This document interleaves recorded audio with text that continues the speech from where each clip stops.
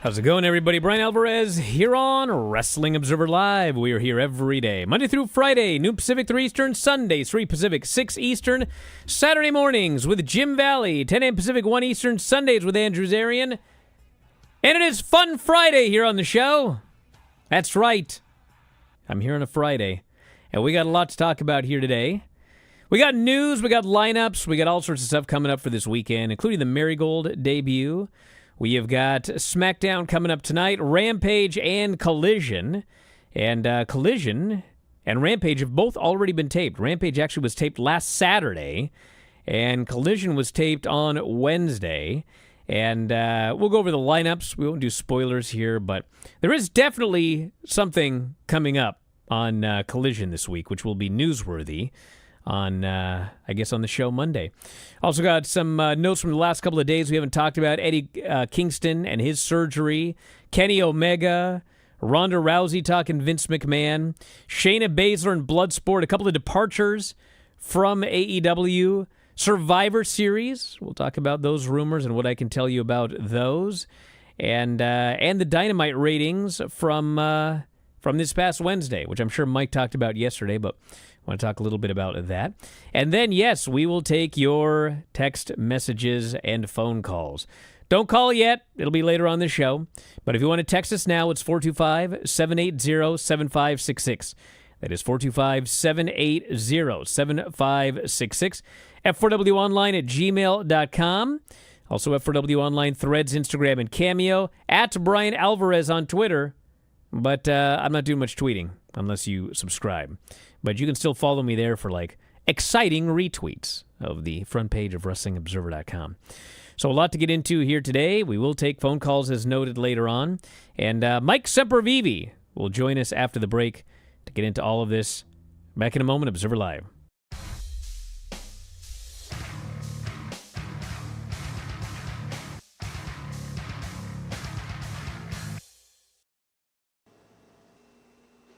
We've almost reached the pinnacle of the tour, but this is one of the most important things. This is the computer.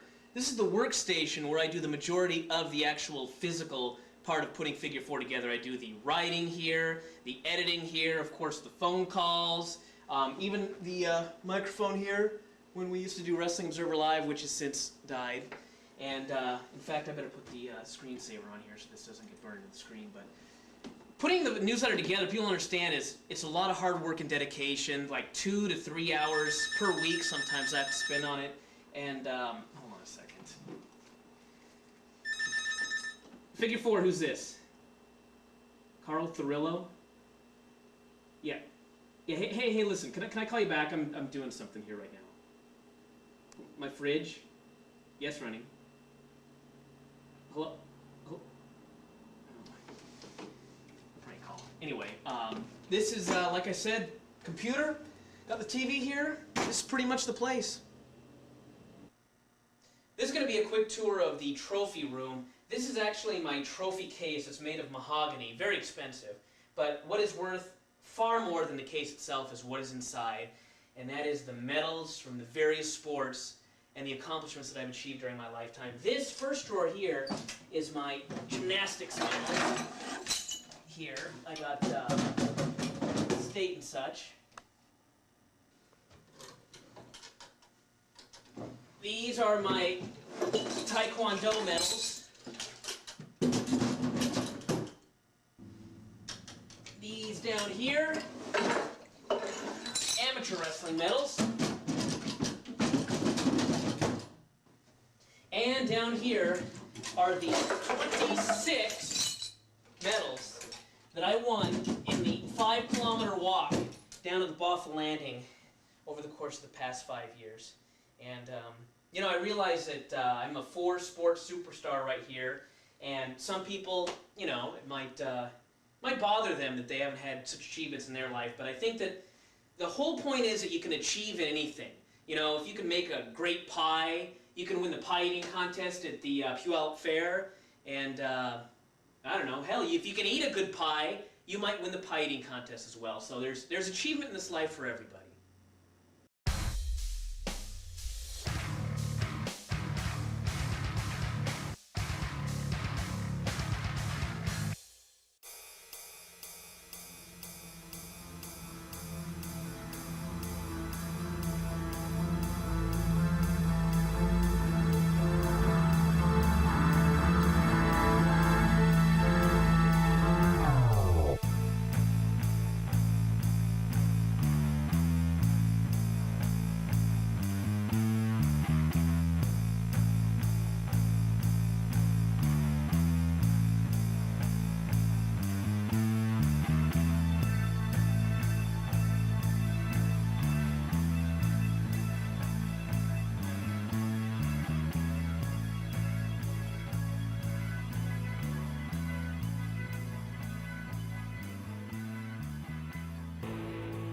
Back in the show, Bryan Alvarez here, Wrestling Observer Live. Mike Sempervive, also of WrestlingObserver.com. It's Fun Friday here. Woo! Yeah, we're going to take some calls later. And you can text now if you want to, 425-780-7566. That is the text message line, 425-780-7566. Don't call that number, it doesn't work. You're wasting your time. F4WOnline@gmail.com. And my subscriber Twitter, @Bryan Alvarez. A lot been going up there because I don't tweet anywhere else anymore. So sign up today and join the fun, everybody. Tonight's SmackDown, and we have got Tiffany Stratton appearing, probably with her new pink briefcase. She said she's going to deck it out. I think they actually already had that made like over a week ago, which might have been why I predicted she was going to win. Nia Jackson Meechin and Baron Corbin and Apollo Crews versus Angel and Berto. Baron Corbin, full babyface now. And if you've not been watching NXT when he was there, this dude's an awesome babyface. He's great. So that should be fun. And then Rampage is also tonight. No spoilers here. Malachi Black and Brody King versus Tony Nese and Arya Daivari. Who are you going to put your money on? Thunder Rosa versus Rachel Ellering. Roderick Strong versus Ben Bishop. And Shane Taylor, Lee Moriarty, and Anthony Ogogo versus Darius and Dante Martin and Action Andretti. Oh, my God. Imagine if Ben Bishop got the win over Roderick Strong. Man, he'd be in a better position than Javon Evans right now, right, Remember, Brian? people got so mad that I would give away spoilers. They would actually be mad at how I read the names. Like, that's what was actually spoiling these matches. We have got Collision, also taped. Orange Cassidy and Kyle O'Reilly versus Matt Taven and Mike Bennett. Takeshita versus Tommy Billington. Anything can happen, guys. Just don't get mad at me. Bang Bang Gang versus TBA. For some reason, we can't say who the TBA is, even though it's, taped. Roderick Strong versus Dalton Castle. Sky Blue versus Harley Cameron. Nyla Rose also versus TBA. And Top Flight versus Lee Moriarty and Anthony Ogogo. So, yes, we had Shane Taylor, Lee Moriarty, and Anthony Ogogo versus Darius, Dante, and Action Friday. And we've got Darius and Dante versus Moriarty and Anthony Ogogo on Saturday. So hope you like that feud 2 days in a row. All right. Let's get into some of the news here. First, old news. This isn't very fun for Friday. I'm just telling you what's going on. We'll get to the calls later. So, Eddie Kingston has undergone knee surgery. So that's good. If you recall, he broke his leg and tore his ACL, meniscus, and... he tore his ACL, meniscus, and broke his leg when they did that spot onto the table, but his leg hit the guardrail. The suplex. And essentially, the story was, like, we can't fix your knee until your leg is no longer broken. So he's been out of action for months, waiting for his leg to heal. And now he has gotten knee surgery, and so he's probably, double or nothing 2025 would be a safe bet for when you'll see Eddie Kingston again. But hopefully he's resting up and all is well. So best wishes to him. Then we've got Shayna Baszler, Bloodsport official, and she's facing Miyu Yamashita on that show. It's been announced. Also, Mike Santana versus Homicide. And both Julius and Brutus Creed are working the show against opponents still to be announced. I still hope it's a tag team match. No, come on. Yes. Here's the thing, Mike. On. Here's the thing. The tag team match in MMA is only fun if it's a shoot. If it's Exactly. worked MMA, a tag team match in worked MMA is just a tag team match. Brian, It's not you've the seen same. The Creeds work. It would not take them long for them to forget that anything is work, depending on who they were in They're the not ring with. shooting on and anybody it would at be Bloodsport. No, I'm telling you, hook and shoot style. Everybody, all you kids, go back and look that up. No. Hook and shoot tag team match. Yeah, hook and shoot was a shoot. Yes, That's why it was called Hook and Shoot. That's what you want to present on this show, is it not? But it's a work. Display? No. So you want a bunch of Speedball Mike Bailey, Dolph Ziggler matches as opposed to the possibilities of the Creeds against somebody awesome in a tag team shoot match? Nah. I either want tag team shoot matches or just do work shoot matches. But a work shoot tag team match is just a tag team match. It's just ridiculous. We got some AEW departures. Old Ric Flair is gone. Oh, he was there as part of a sponsorship with Woo Energy. R.I.P. Woo Energy. You know, it was so funny. Like, when he first showed up, I could have sworn that that they announced like he'd signed a 2-year deal and a multi-year deal with Woo Energy and everything. Yeah. But, I don't know. Well, deals are made to be broken like contracts are easy to get out of, and you had no use for Flair. He was there for the Sting stuff. You got some money out of Woo Energy, I would assume, and you didn't use Flair all that much, and good. Let it all go now. He couldn't help the show. I don't think the drink, if anybody's had it, there hasn't been any reports that it's any good, and it just kind of looks cartoonish there in comparison to what WWE is now doing with sponsorship, and frankly, with what AEW does with their crossovers and things like that. Frankly, it's out of place. Let it go. Goodbye. Well, the weird thing about it is, like, when he first showed up, he was like a character. He was this special gift to Sting. He's a character. Which is odd. I got you a gift. Another human. And then they announced a multi-year. It's like the toy. A multi-year. Almost as never mind. A multi-year sponsorship deal. And it hasn't even been a year yet. And then Flair said he signed a 2-year deal. And now it's just like it's all done. So what happened? I mean, allegedly there were contracts there. And then Tony Khan was asked about it, and he said Flair was essentially paying them to be there, which certainly does not sound like a 2-year deal. And no, Ric Flair was not paying them to be there. Woo was paying them. Well, Flair's coming out of his pocket for anything? Well, no, but, I mean, I think there was a lot of stories going around that weren't true, is my point. But I don't know exactly what the actual story was. I still want to know exactly what went down at the pizza place. There's still questions to be answered there. And then C.J. Perry is no longer with AEW. Hot and flexible. She said her time had just finished. And seized up. She can go anywhere. So, I mean, she could go to WWE if she wanted to. Well, I guess they'd have to want her as well. But she said it's hard to compare AEW and WWE now that she's worked for both. AEW much more sport-driven. It's been great to see so many people get jobs there. WWE is in her heart and soul. She loves the drama, viewing it as, quote, the greatest franchise in the world. Well, she's a lot nicer about it than a lot of people have been in leaving AEW and talking about it. Look at that. Just didn't say anything crazy or greasy or anything like that. Just it's very sports-based, and my heart is with WWE. What about her husband? I'd like to know that. He's just doing nothing. Got a shoulder injury, I guess. Elbow injury, allegedly, and he's not wrestling, so. No. I wonder how it works in terms of contracts being frozen. Can he just sit at home till his deal is up, they let him go, or are they going to freeze it till he comes back? Well, I mean, I think that's He clearly doesn't want to be there. I mean, I was going to say, isn't that then I don't want to say an ethical issue, but isn't that more of a how nice do you have to be? Because, yeah, I can see you if you're the company and these contracts are standard across wrestling that, yeah, we can freeze you because of the injury time and we have the ability to use you.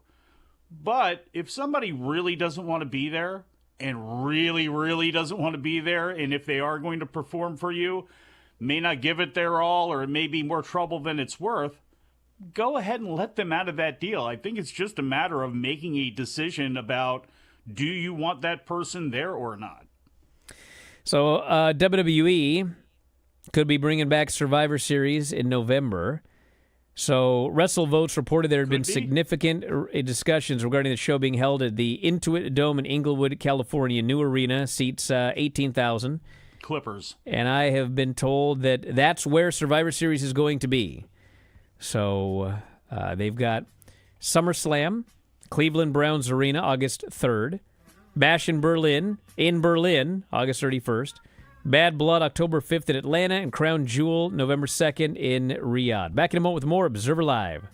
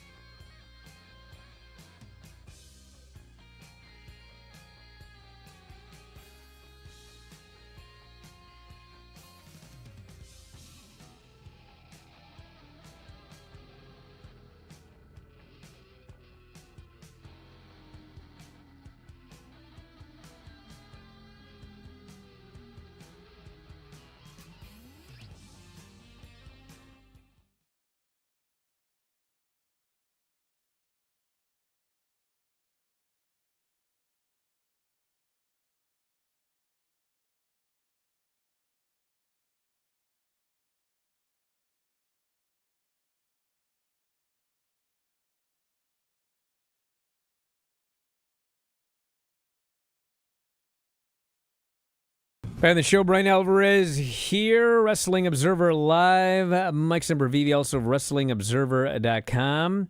You know, you really sound out of sorts here. You are not used to these Fridays, are you? There's no news. What do you want me to do? What do you want me to get mad about? Ratings? Well, there's a ton of things you can get upset about. Ratings? Sure, you want to? Well, Dynamite did 691. Get angry. And a .23. Not angry, but they lost NXT. Yeah, they did. NXT beat him in 18-49 with a .24. Yeah. And Dynamite barely beat him in viewership. So, you know, people were interested in seeing what happened with Trick losing that title. And good numbers. I mean, you know, .23 is not bad for Dynamite, but, you know, it wasn't even like a special episode of NXT. It was just a pay-per-view recap show. And they got the win in 18-49. Their 18-49 is up 20% from the same week last year. And for AEW, the 18-49 is down 20%. So NXT is up 20% in 18-49. AEW is down 20% in 18-49. And we had a guy, I think he was on the board the other day. He got really mad because we were talking about the decline of AEW and, you know, pointing out that, you know, one of the reasons that AEW is down is because WWE no longer sucks. And a lot of people have chosen to start watching WWE. I mean, the whole rise of AEW was literally when WWE was at its absolute bottom of the barrel worst. And they have gotten significantly better. And so AEW has lost some of their audience back to WWE. And this guy's reaction was, "No! People have just found out that AEW has always sucked." That was his he was really mad. And it's like, if you actually like look at where AEW is down and where WWE is up, it's like that's exactly what's happening. AEW fans have left to watch WWE. They're more into WWE now. And it's tough. So, you know, this is the first generation of fans that grew up without real competition. I'm sorry. TNA was not real competition for most of the time, and it certainly did not present itself and did not start in the same way that AEW did, on the same network that it did, owned by the same guy that owns it now, with all of the bells and whistles and Chris Jericho, and here we go. And WWE, a lot of that time, sucked, which is what opened the door for people to have interest in New Japan. It opened the door for the rise of these sorts of things to happen, and they happened. And a lot of people tuned in and found out that they're WWE fans. I like wrestling, but I actually really like WWE. That stuff's cool, but I like WWE. Or I saw it, that stuff sucks, it's not for me, I like WWE. There's a lot of people that, like it or not, it used to drive people nuts who grew up in other parts of the country to have everything WWE, WWF, that is, slammed down their throats for so many years. But now, more than ever, much like there's one NFL, no matter what comes along, much like there's one UFC, no matter what comes along, and we've seen a lot of promotions come along, and we saw what UFC did and the strategy they had. Why are they running so many shows? Because they want to become synonymous with MMA. And for a lot of people, a lot of fans, they found out that WWE for them is synonymous with pro wrestling, and they have tuned out. I think the bigger problem for AEW is, I know they have more than 700,000 fans that will watch them on TV. They absolutely have that. They've had it most of the time that they've been on. But now this is a fifth straight week under 700,000, and it seems very sluggish. But what they do have going for them this week, at least for 1 week, is a show that almost all AEW fans that watch it thought was a good one. Even people that don't like AEW, they like the Danielson match, and or they liked the main event and what happened afterwards with Tony Storm, because it was a heavy heat thing. So this was about as good as a week as they could have. So they better be in with a better number and higher. Well, they have a demos. much bigger card next week. Like But next that's- week but- is a pay-per-view caliber show here. But here's the thing: regardless of what's on it, it better be over where it's been, because it does start to get, again, if you're them, really worrisome that you have actually hit a rut now. It was one thing to fall under 900,000 and 800,000 and then 700,000 with the excuses of the playoffs and this and that. Well, now you're like under 700,000 now repeatedly, and it's, that can't be good, especially, again, when so much talk has been around them trying to get a new deal and trying to get as much as they can out of WBD. I think that next week's show is probably going to be in the low 700s. But here's the thing, everybody. Here's the thing. It's not just the brand WWE and the brand AEW. Like, if you look at the quarter hours for all of the WWE shows, the reason that they are doing so well is because they have done a much better job creating stars and booking storylines that people are into. People were super into the Bloodline story and Cody Rhodes. It started when they were super into the Sami Zayn story. They're into the Bloodline right now. They're into Cody. They're really into the Judgment Day and Rhea Ripley and Liv Morgan.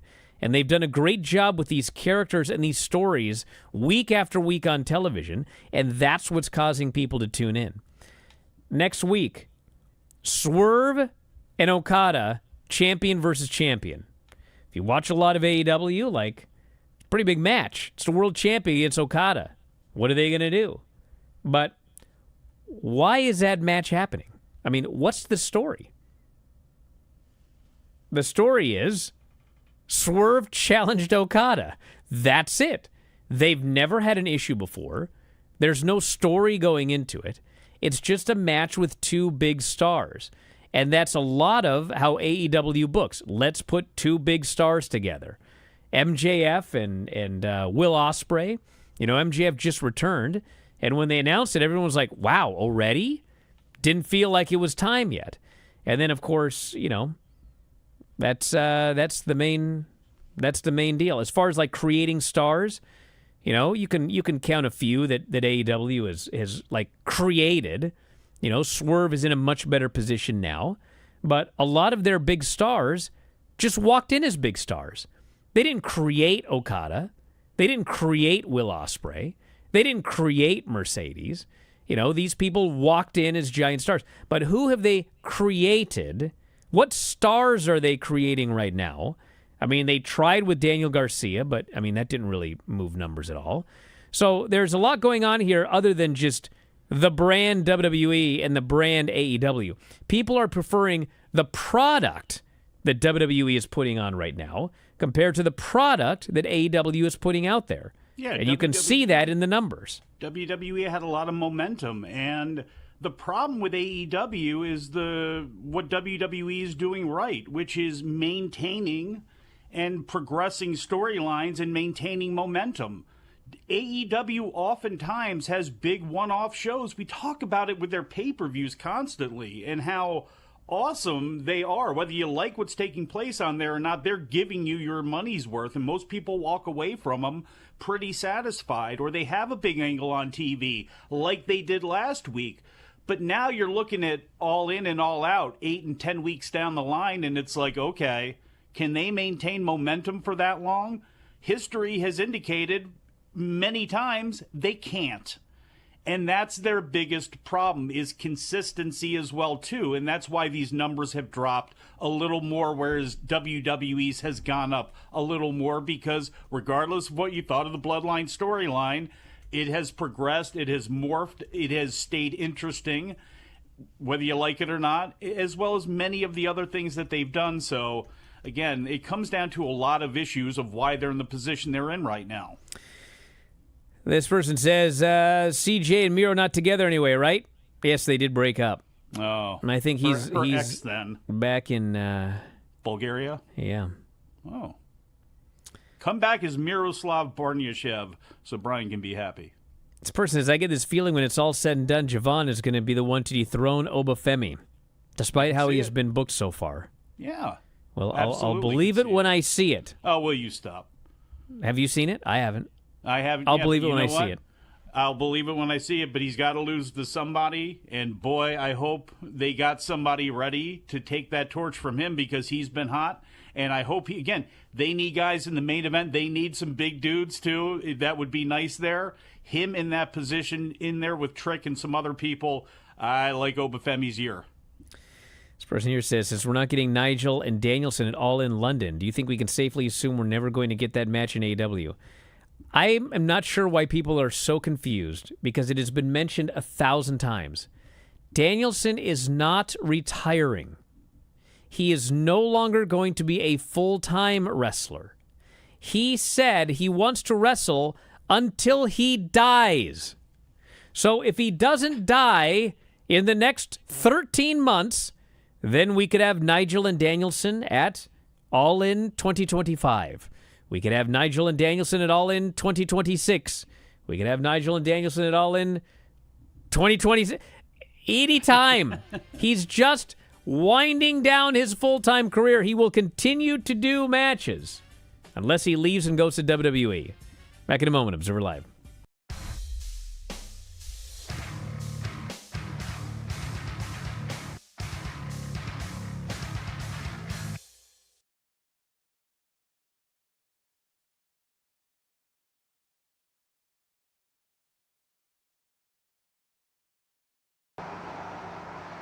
Welcome to the special tour of Figure 4 Weekly Headquarters, as promised.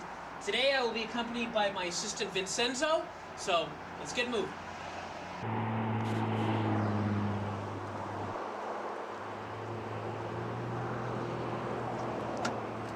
Hey, don't worry about it. Today's a special day, I'll drive.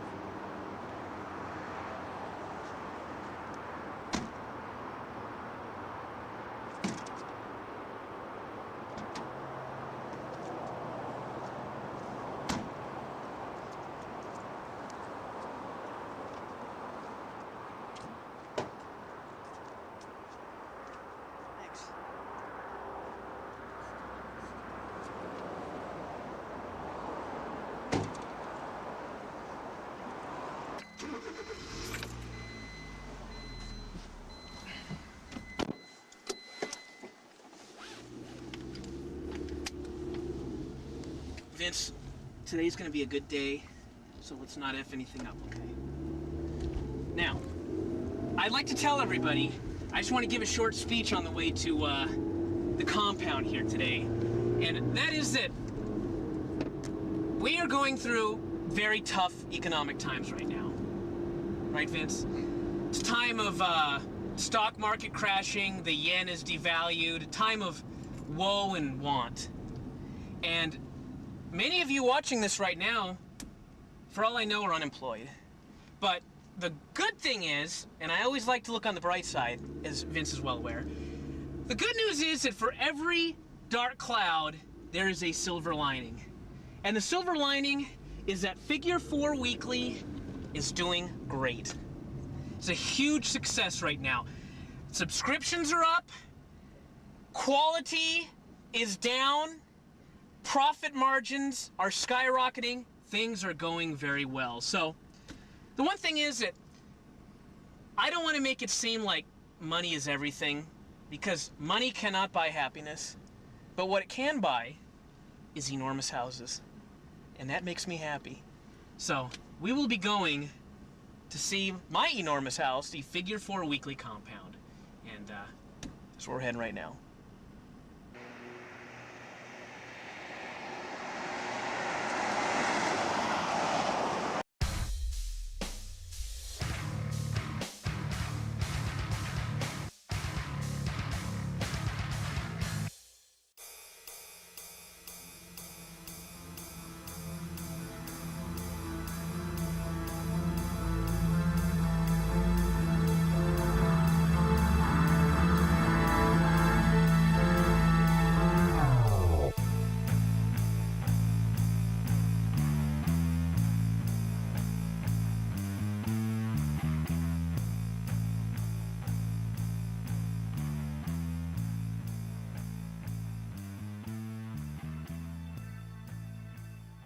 Back in the show, Bryan Alvarez here, Wrestling Observer Live. Mike Sempervive, also of WrestlingObserver.com. It is Fun Friday! Woo! So, Yeah. call us, 1-800-878-PLAY. Old Daniel will pick up the phone. 7529. Tell him what you want to talk about, and then we'll get you on the air. 1-800-878-PLAY. 1-800-878-7529. Say it right. You're in quite a mood today. It's Fun Friday. 1-800-878-PLAY. 1-800-878-7529. Weren't you I taught got it. triplicate? Were you not taught triplicate on that number? I've got it. I'm not running an ad here. I'm running a radio show. I mean, speed it up while I'm at it. Now, and one other thing I want to talk about regarding old Ric Flair and him being gone from AEW. More time to sell wings. At the bottom of this article at the front page of WrestlingObserver.com is That's the where he was following passed line. out. The Rock's $7 Productions is currently in the early stages of working on a biopic about Flair's life. Naturally. Color I me hope it's- uninterested after Who Killed WCW. I'm sorry. Imagine the balance it's going to be. It's going to be something. All right, 1-800-878-PLAY, 1-800-878-7529. You can also text me, 425-780-7566. And we do have a caller on the air. Ray from Austin, you're on the air. What's up? Hey, Brian. Hey, Mike. Shout out to the Twitch homies. I sent a text last week, but it didn't get read because it doesn't matter now because it's changed. I got like Because now 5,000 I'm texts wondering, here in my bin, my friend. I'm a very busy, famous man. But what's your question? What are the odds that we get belt collector Joe Hendry, where he wins both the TNA title and the NXT title? Why do you think this is going to happen, my friend? Well, I mean, reports have said that he's going to be on NXT for a lot of the next few months. And I think that if you watch Impact, I don't know if you do or not, but it's clear that they're setting him up to win the title next week at Slammiversary. And I think, this is just fancy booking, but I think this would bridge a way for Trick Williams to turn heel on him, on Joe Hendry, saying that this guy's an outsider, why are you cheering him? You should be cheering for me. Wait a second. And I think- Trick Williams is going to turn heel? Yes, I think that that's what they could be doing. Well, fans won't let that happen, I don't think. I think if an NXT taping happens at Full Sail, there's no way. They may be split, but there's no way people are turning on Trick. I can't see it. Yes, but Drew. Ray, I'm sorry. I want to thank you very much for the call. I could see Henry winning the title, though. I mean, listen, is it impossible that he wins both titles? No. Can I see any scenario where Trick Williams turns heel? No. I don't see that happening. Henry winning the TNA title, though, yes. Absolutely. I think the most likely scenario is that, yes, he wins a TNA title, but not the NXT title. And that's what they need anyway. Look, it's not like Trick Williams, I don't think, is going to appear on an Impact or something like that, but Moose has held that title. He's had multiple runs with it. You've passed it around to different people. Alexander had it. He had a great reign, all that, but they have nothing exciting that takes place with it. No exciting title matches that you can make. Now, at least this way, Joe Hendry having that title in NXT can try to drum up something, and much like Jordan Grace, maybe Hendry can defend that title against somebody coming over, and Javon Evans, except you would want Javon Evans to win. He can face somebody over from the NXT roster. This guy notes he can't turn tricks. Wait, he can't turn Trick? Or Brandon turn from tricks? Virginia, you're on the air. What's going on? Hold on now. Hey guys, this is Brandon from Portsmouth, Virginia. Portsmouth, and, yes. I wanted to ask a nice, thought-provoking, deep question on this Fun Friday for us. So it's a would you rather. Would you rather fight 10 duck-sized I knew this Braun was coming. Breakers I knew this was or coming. one Braun Breaker-sized duck? So think about that, chew on that, and I look forward to hearing your response. I've taught kids jiu-jitsu for years. I would much rather face 10 duck-sized brawn breakers. I think so. Smash them 6 ways from Sunday and revel in it. At least try to stomp and kick them away a little bit. I mean, what are you going to do with a Braun Breaker-sized duck? I know how aggressive that thing would be to you. That would be tough. Brandon has never fought a normal-sized duck, or he wouldn't ask this question. This person's angry I didn't answer his text. I'll bet you anything I know what text it is. I'm not going to answer the text about the chicken wings, my friend. This person there says, I'm not saying we want AEW to go down, but imagine how funny a Dwayne documentary would be on AEW and how many lies would be told. It's not that. Here's the thing. The problem with Who Killed WCW is you just let these guys go on there. It's not like Rock told them to lie. He had them go on there and tell their stories, but then there was like no, oh, hey, that story's not true. That story's not true. That guy's lying about that. Oh, here's the other side of the story. There was none of that. It was like George Norrie on Coast to Coast. Any maniac can tell any story, he'll go with it. At least Art was like, wait a second. He had a filter. There was a Braun Breaker-sized duck. He knew how to play it. You can't just let these things go unchecked. That was the problem. Inmates running the asylum. And I'm sure it's going to be the exact same way. It's going to be the exact same way with the Ric Flair documentary. Imagine Eric Bischoff smiling at the end of that one.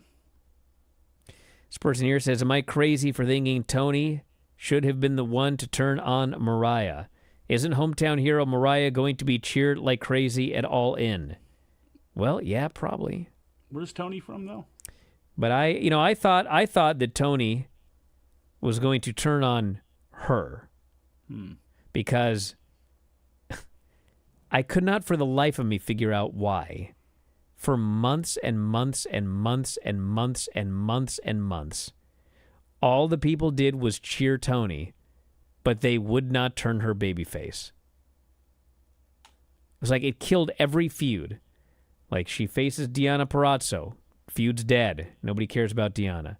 Faced, what's her face? The Professor. Nobody cared. Was dead. I was like, okay, the fans want to cheer her. They want her to be a babyface. So, like, turn her babyface. But they refused. And so my theory was, okay, the only way this makes sense is, like, she is going to turn on Mariah. And then Mariah is going to go to Wembley as a babyface and beat Toni Storm. I was like, okay, well, that'll make sense. Instead, she just was a cheered heel for 6 months, killing every feud, and then, eventually, Mariah turns on her. So Mariah the heel is going to Wembley to challenge Tony. We'll see how it goes. I mean, it's a good angle, but I had a lot of questions. I don't believe this is true, but Lenny, you're on the air. What's going on? Lenny, where are you, brother? Ohio. Oh, there you go. What's going on? Hey, how's it going, y'all? Not bad.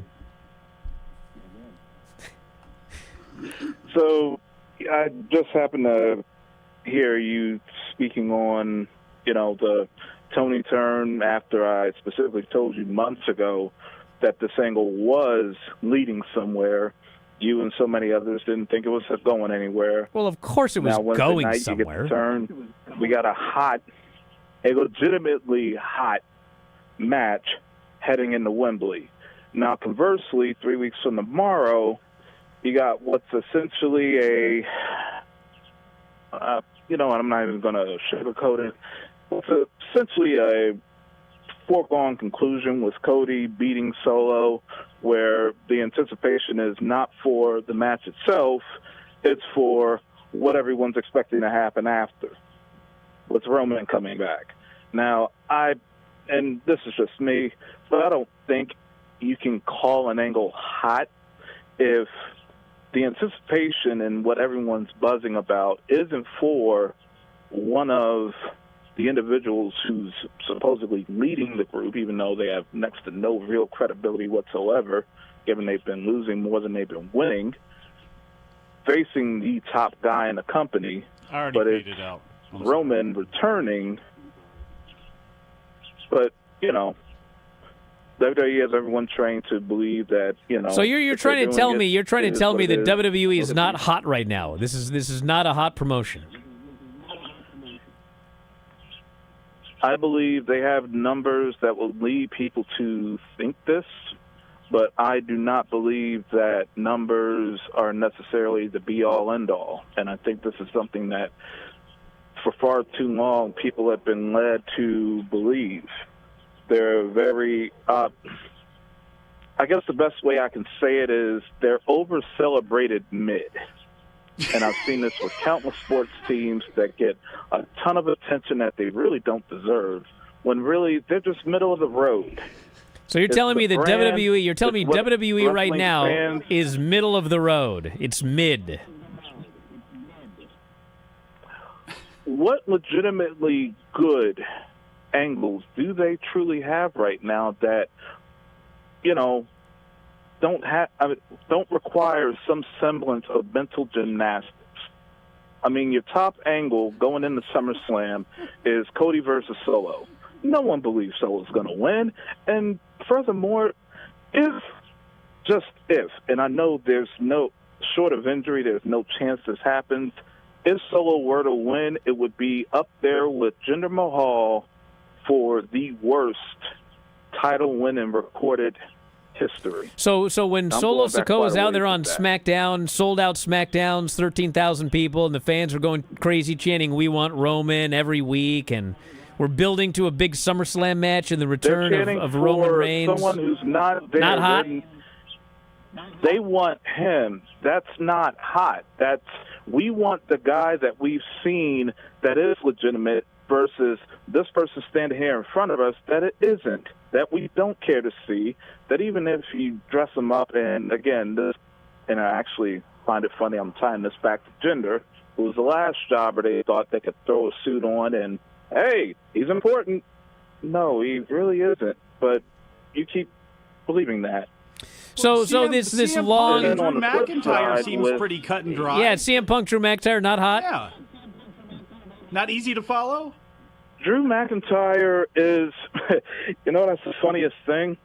Drew McIntyre is 2013 Punk. He is, without a doubt, the hottest man in the company, and he is exactly where Punk was 11 years ago, with Punk being the human embodiment of everything that drove him out the door in 2014, because Drew is right with all of it. Okay, so at what the about end, they're gonna fight, Rhea and Liv Drew's and gonna Dom? lose. Not hot? No. Phrasing. I mean, No, he said. yeah, I imagine the Russo-inspired booking with Liv on top of Drew or Dom and Dom on her. Yeah, that's all fine and well, but honestly, I'd actually venture to say Liv looks worse now than she did when she cashed in on Ronda. Wow. At this point, Wow. what you have there is a Well, mercy unfortunately, my friend, I hear the music. We got to go. But back in a moment with more. I told you it was going to be a fun Friday. Observer Live.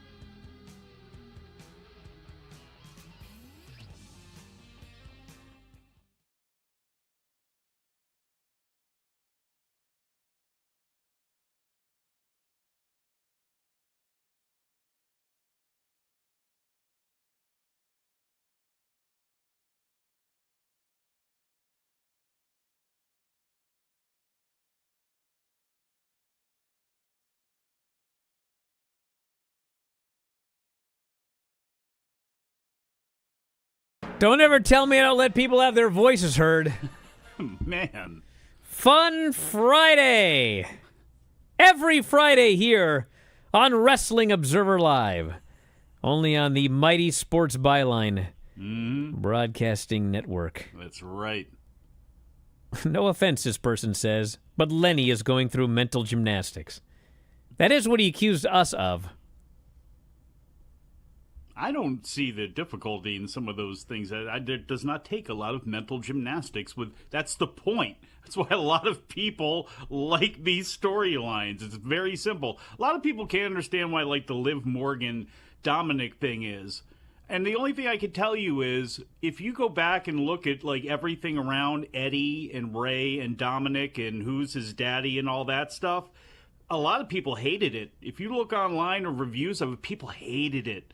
It got good ratings. It was a novella for a lot of people. It suckered in a lot of people that, again, they're a girlfriend or a boyfriend of someone who's watching wrestling and they get into it. That's the appeal of that storyline. Now, you can't. Hey, our producer told us during the break. Tell us a story there. Your friends have been texting you. Daniel? Yeah, I've been getting texts from people I didn't even know watched wrestling anymore about that storyline. They're super into it. That's right. Just random friends, casuals, texting you about this storyline. And you can't just have that. But they have an end goal, and that end goal is Rhea Ripley coming But back it's in mid! the shop. But it's mid. I can't Yes. follow it. Gymnastics needed. I can follow it. Follow it a lot better than that Tony Storm. Mariah. Anyway, we do have to wrap up Fun Friday. I got to go make myself something to eat. I got a lot going on, everybody. Salmon? But we are here. No, I'm going to have some eggs and some sausage and some berries and some avocado. This time? Ooh. I may even I'll post a picture of it on my subscriber X. I'll show you guys what I've been cooking lately. Now all of a sudden you like avocado? Yeah, it's great. You're such a hipster now. You bashed it before. No, it actually tastes good and is good for you. Unlike this discourse. We'll talk to you next time. Wrestling Observer Live.